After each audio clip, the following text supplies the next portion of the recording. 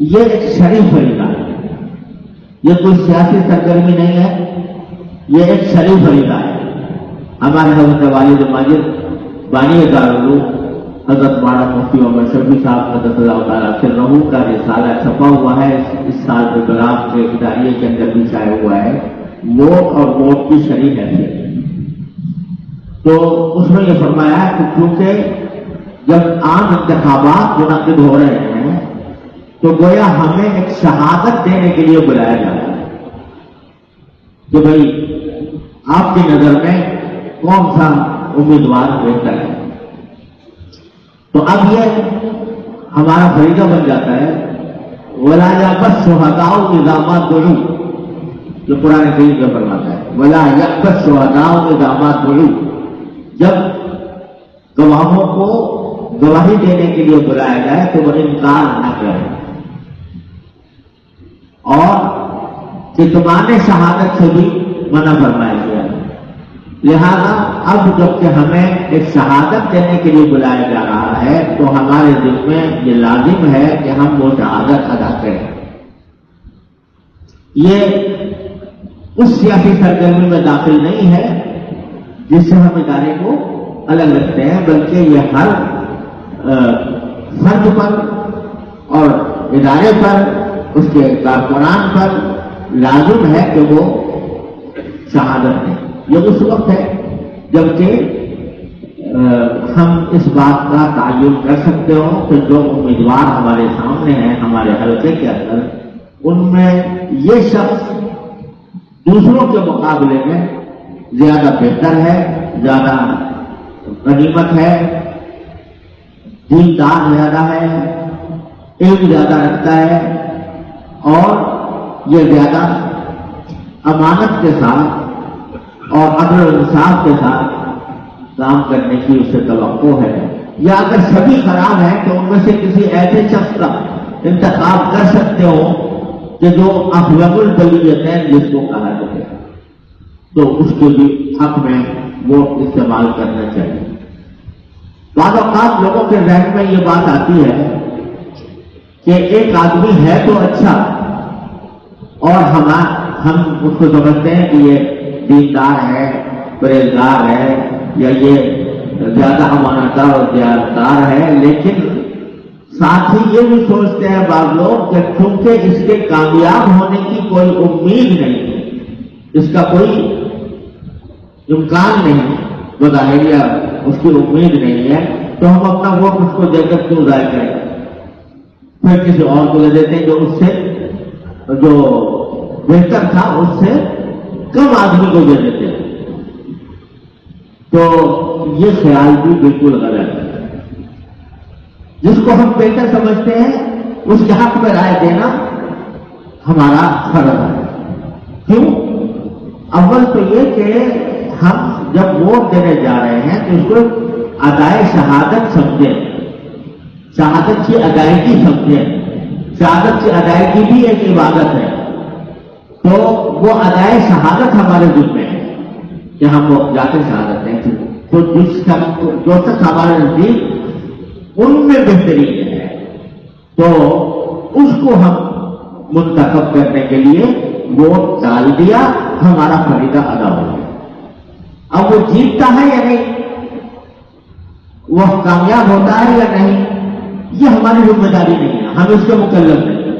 ہم نے کسی ایسے شخص کو ووٹ دے دیا جو ہمارے نزدیک زیادہ امانت دار، زیادہ دیانتدار، زیادہ قابل، زیادہ خدمت گزار اور زیادہ دین سے تعلق رکھنے والا ہے، تو ہم نے اپنا فریضہ ادا کر دیا۔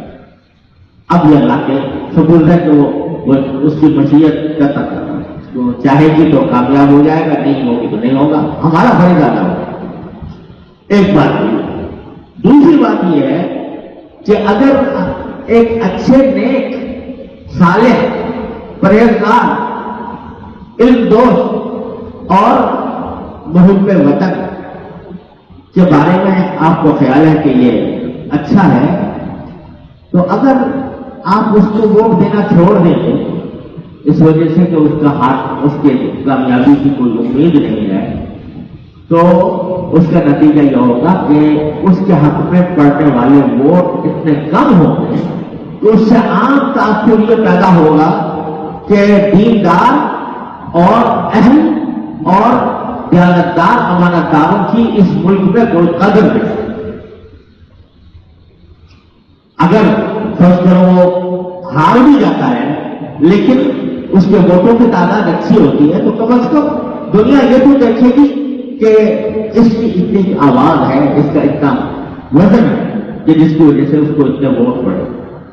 لہٰذا یہ نہ سوچنا چاہیے کہ کس کے جیتنے کی امکان ہے کس کی جیتنے کا امکان نہیں ہے. آپ یہ دیکھیں کہ کتنا وہ ملک کے لیے جس وہ زیادہ بہتر ہے اور ملک کے مفاد میں جس کی کامیابی ہے اور جو زیادہ بہتر طریقے سے خدمت کر سکتا ہے اور دین کا کم از کم نام لیوا ہے اور دین کے اوپر عمل کرنے میں اس کے ذریعے ایک راستہ ہموار ہو سکتا ہے, ایسے شخص کو ووٹ ڈالنا ہمارا فریضہ ہے. اب وہ جیتے یا ہارے اس سے ہمارا لینا دینا نہیں ہے, کیونکہ ہمارا کام تو اللہ کے لیے. وہ پورو قوامین بالخصوص شہداء للہ, کتنے واضح انصاف قائم کرنے والے بنو, گواہی دینے والے کس کے لیے؟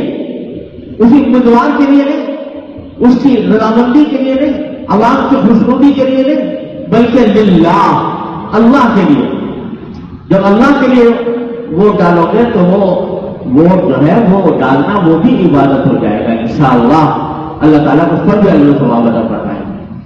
ایک بات تو یہ مجھے وضاحت کرنے کی, اور اللہ تعالیٰ اپنے رحمت سے ہم دعا کر رہے ہیں آیت کریمہ میں کبھی ختم ہوگا تو انشاءاللہ اللہ تبارک و تعالیٰ ہمارے حالات پر رحم فرما کر ہمیں اچھی قیادت عطا فرما دے. اور یہ ہمارا طریقہ نہیں ہے اسی وجہ سے کہ دارالعلوم ایک تعلیمی ادارہ ہے, کوئی سیاسی جماعت نہیں ہے. لہٰذا ہم کسی سیاسی جماعت کا نام لے کر یا کسی سیاسی جماعت کے ساتھ اس کی خاص طور پر دوسروں کو چھوڑ کر حمایت یہ یا کسی کی امیدوار کا نام لے کر اس کی حمایت یہ ہمارا طریقہ نہیں ہے. کیونکہ ہر آدمی اپنے ضمیر کے مطابق جب اللہ کے لیے شہادت دے رہا ہے تو اس کے ضمیر کے مطابق جو بہتر ہے وہ اختیار کرے گا. دارالعلوم کی طرف سے کسی فرد کی یا کسی جماعت کی حمایت, رسمی حمایت ہماری طرف سے نہیں. ہم یہ اصولی بات کہتے ہیں کہ جو آپ کو زیادہ بہتر نظر آئے, جو آپ کو زیادہ نیک معلوم ہو, جو ملک و ملت کی خدمت صحیح کرنے والا موجود ہو, جس کے اندر اسلام کا جذبہ ہو, جس میں دین سے تعلق ہو, علماء دین سے تعلق ہو, ایسے لوگوں کو اگر آپ کامیاب بنائیں گے تو انشاءاللہ اللہ تعالیٰ کی رحمت سے فریضہ ادا ہو جائے گا. دارالعلوم کے دروازے سب کے لیے کھلے ہیں, ہر قسم کے لوگ ہمارے پاس آتے ہیں, ہر پارٹی کے لوگ آتے ہیں. ہم دین کی بات پہنچانے کے لیے ہم نے کسی کے لیے دروازے بند نہیں کیے ہوئے. ہمارے پاس ملزم کے دین بھی آتے ہیں, ان کو بھی ہم پیغام پہنچاتے ہیں. ہمارے پاس مختلف پارٹیوں کے لوگ بھی آتے ہیں, وہ ان کو بھی ہم اپنی بات کہتے ہیں. ہمارے دروازے نہ کسی کے لیے بند ہیں نہ کسی کے ساتھ نکھی ہیں. اس طرح کہ بس اسی کے ساتھ ہو گئے اور دوسروں کے ساتھ یہ نہیں. لیکن ایک اصول ہم نے آپ کو بتا دیا, اس اصول کے مطابق آپ کا ضمیر جس کے حق میں گواہی دے اس کے مطابق حق کا رائے نہیں استعمال کریں.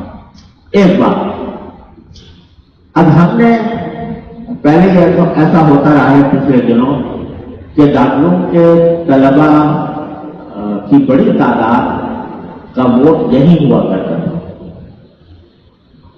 کراچی میں. جب وہ لسٹیں بنتی تھی تو کراچی میں ان کا نام درج کر دیا جاتا تھا, تو بڑی تعداد یہاں پر ہی ووٹ ڈالتی تھی.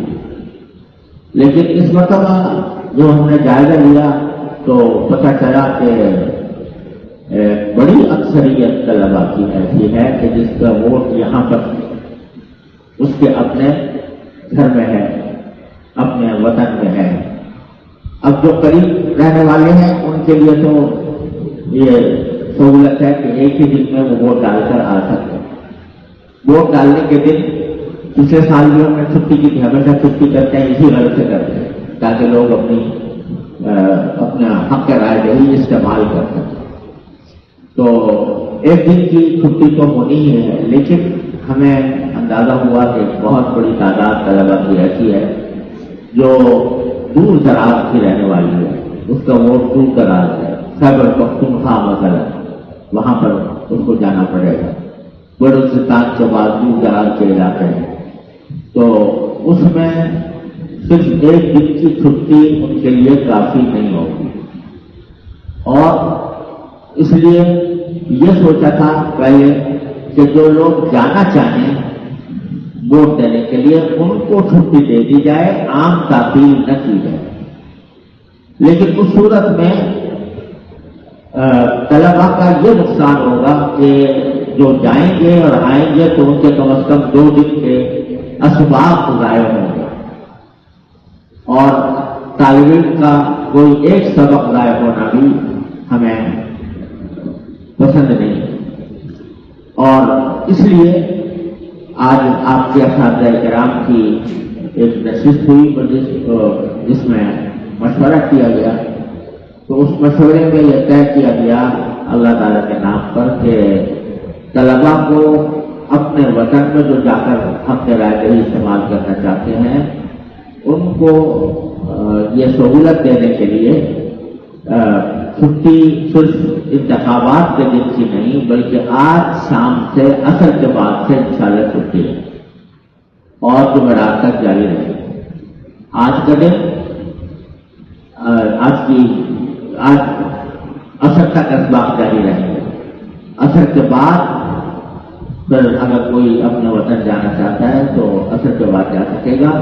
مغرب کے بعد کے تکرار کی بھی حاضری سے مستثنیٰ ہوگا, اور کل کا سارا دن چھٹی ہوگی, پرسوں چھٹی ہوگی, اور جمعرات کے دن تک چھٹی جاری رہے گی.